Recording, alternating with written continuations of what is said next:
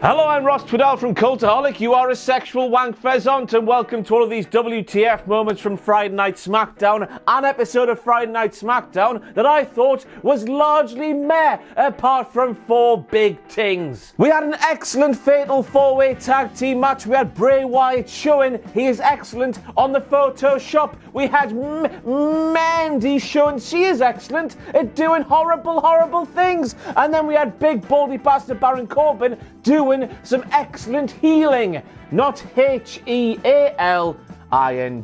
but H-E-E-L-I-N-G. I can spell the words, me. Hit the bloody intro, will you?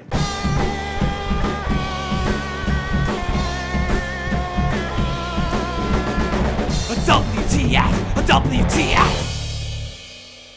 Made a grave mistake, Corey. And we're kicking things off with a direct quote from Corey Graves, who said the last time the WWE Universe, including internally, has seen or heard from Daniel Bryan was when he was in the clutches of The Fiend. How man, lads, really? Nobody saw him when they were taken down the ring after last week's show ended? Daniel Bryan's just vanished into thin air, has he? Has The Fiend Bray Wyatt ate Daniel Bryan to give us a modern day equivalent of the story of Moby Dick? Or maybe, just maybe, since The Fiend snatched Daniel Bryan bald, maybe a bald Daniel Bryan emerged from under the ring and nobody recognised who he was because they thought, oh, that's Bryan Danielson. That's a completely different man. Nonsense all round. Two Cultaholic signs at SmackDown. First of all, thanks to Josh Hager, who took a sign that said Graded Sam and not WTF it's Ross. What the hell's wrong with you? But thankfully DJ Moore's Stan account was there to save the day because he thinks I'm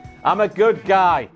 At least there's one person in the world who thinks that. Next time you go to a show, do what they did, apart from the first one. So next up we have a series of quotes from Normal. That's weird to say. Normal Bray Wyatt, not the Fiend, but the normal one who's not normal. Daniel Bryan could be with him, and he may not be done with Daniel Bryan just yet. All I know is that Daniel Bryan was coming to play with me at TLC. Now I don't think he's going to be there. So what we learned there, boys and girls, is either the Fiend has murdered Daniel Bryan, or we have a delightfully lovely hostage situation going on.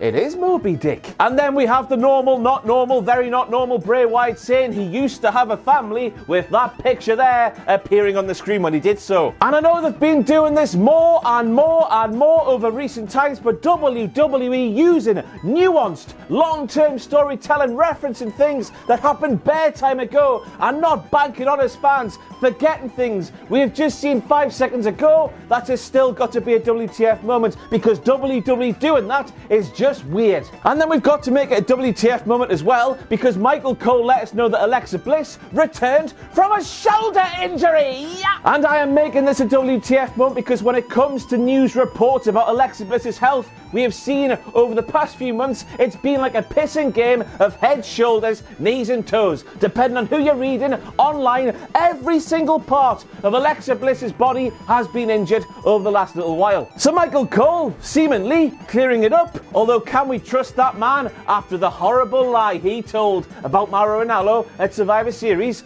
I guess it's got to be a WTF. And then we had Mandy ripping off the fake eyelashes of Alexa Bliss. And you know those horrible moments in the wrestling where you watch them and the feeling of, oh, that feeling that overcomes you when you're watching them, that feeling that stays with you for years and years and years and years. That's a good example right there. Me personally, when I was a kid, I saw Ivory take an iron that was not plugged in, yet was somehow on, and she burned Tori right in the back, melting her flesh from the outside inwards. That feeling of awe has stayed with me ever since, and no doubt if you saw Mandy doing that to Alexa, it's done the same thing there. Because I've seen women try to take those things off their eyes and they're in agony because you use glue or something to put them on. It's barbaric stuff. So Mandy doing that, you're a Jezebel. And while we're here, honorary mention to NXT referee Jessica, who became the first full-time main roster female referee. Groundbreaking groundbreaking stuff. But back to the eyelashes thing. After watching Mandy rip off the fake eyelashes of Alexa Bliss, Michael Cole turned to Corey Graves and said, "Can you imagine that?" Michael, I don't think Corey can imagine what it feels like to have fake eyelashes ripped off your actual eyelashes. And I'm asking the question, can you? What do you get up to on a Sunday? You will never look like me, shouts Mandy towards her older in terms of years in WWE, not age before you go down to the comments. I've seen you coming. Sister Alexa Bliss, if you squint, they look the same, don't they? Another week, another brand new, succulent, juicy Cook angle in WWE. Get in. Cook Angle sounds like the brother of Kurt, doesn't it? But anyway, this week we have Elias saying to Drake Maverick, who was trying to kiss Dana Brooke, who was going out with Batista, but Elias said to Drake Maverick, Drake, I shagged your wife. And that's even though Renee, the wife of Drake, wouldn't shag Drake, even though she married Drake. And even though Elias then revealed later that he didn't actually shag Drake Maverick's wife, he was just saying it for reasons. They've gone down that pissing route once again, and I'm asking the question, who backstage in WWE has a fetish for the cooking? It's just weird. Stop it, man. And then we have a direct quote from Drake Maverick, who said, Elias, nobody makes a mockery out of me, nobody makes a mockery of my marriage, and nobody makes a mockery out of my beautiful wife. Unless, of course, Drake, it's the people who write the scripts for the WWE. Now, I'm making this a WTF moment because I'm asking the question, is Drake Maverick supposed to be a heel? Yes, he tried to kiss Dana Brooke even though he's married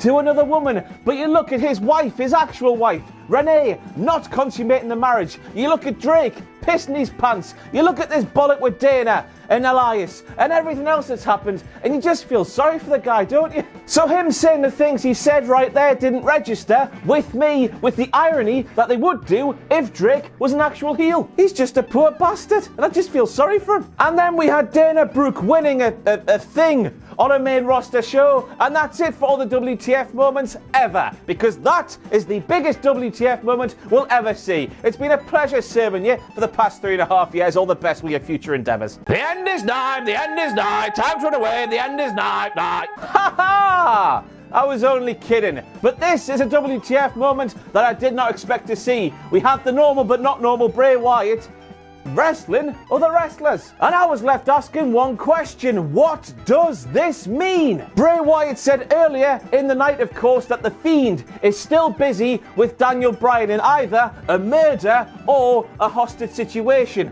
But The Fiend is also the normal, not normal Bray Wyatt. So who is The Fiend?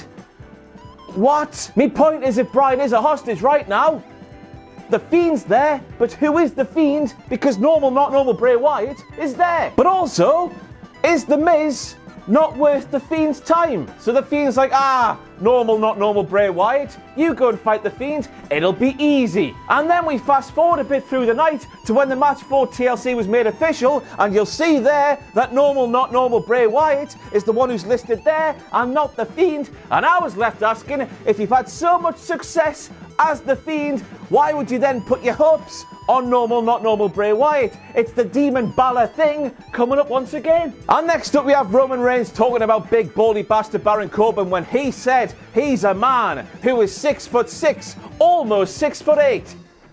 6'7" then. Or does 6'7" not exist in big dog, feet and inches, like dog, yes, but with feet and inches. Good stuff. And next up we have Michael Cole, who was bigging up CM Punk's return to WWE backstage, where he said that CM Punk is a former multi-time champion.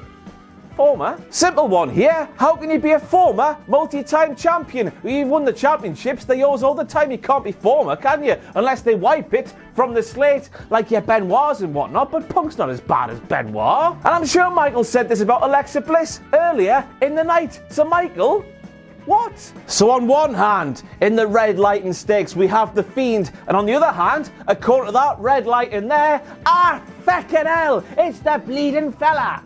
The Fiend and the fella. And in the same vein as Father Ted, I'm here to say to Sheamus, fella, I hear you're supernatural now. So next up we have Sasha Banks calling herself the Blueprint for the first time in a little while. And I'm here once again, Sasha Banks, to call gimmick infringement. Where is your lovely cape that you pop off your shoulders in time with some fireworks? Where is it, eh? Direct quote from Sasha Banks to Lacey Evans this time when she said, "You're just a little Mary Poppin wannabe, huh?"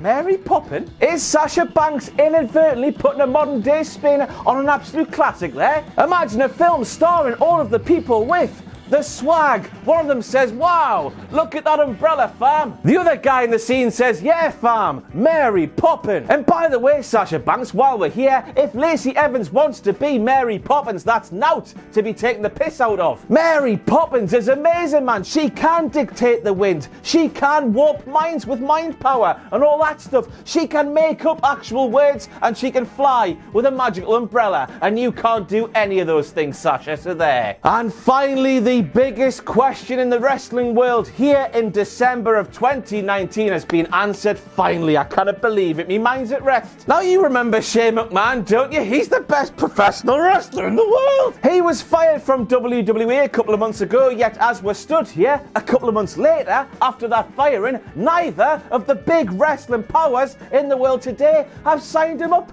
New Japan Pro Wrestling, AEW, what have you been doing? It's just baffling, isn't it? This is the man who won WWE Tag Team Silver on his own while taking down George in the process. This is the man who beat the big dog Roman Reigns in the soaring heat of Saudi Arabia. So it turns out that Colonel McSweaty Bollocks has been doing the acting. That's why AEW or New Japan couldn't sign him. My mind's at rest. Hopefully yours is too. And then in terms of these WTF moments, we fast forward all the way through until that main event when somebody under the ring grabs Roman Reigns' legs. Who could it be though? You look at the jeans, I think we had a flash of checky shirt. You look at the crap shoes, what are those? One name of course springs to mind and that name is Daniel Bryan. But seriously though, who was that meant to be? I hope we find out. Deontay Wilder, I know you're watching.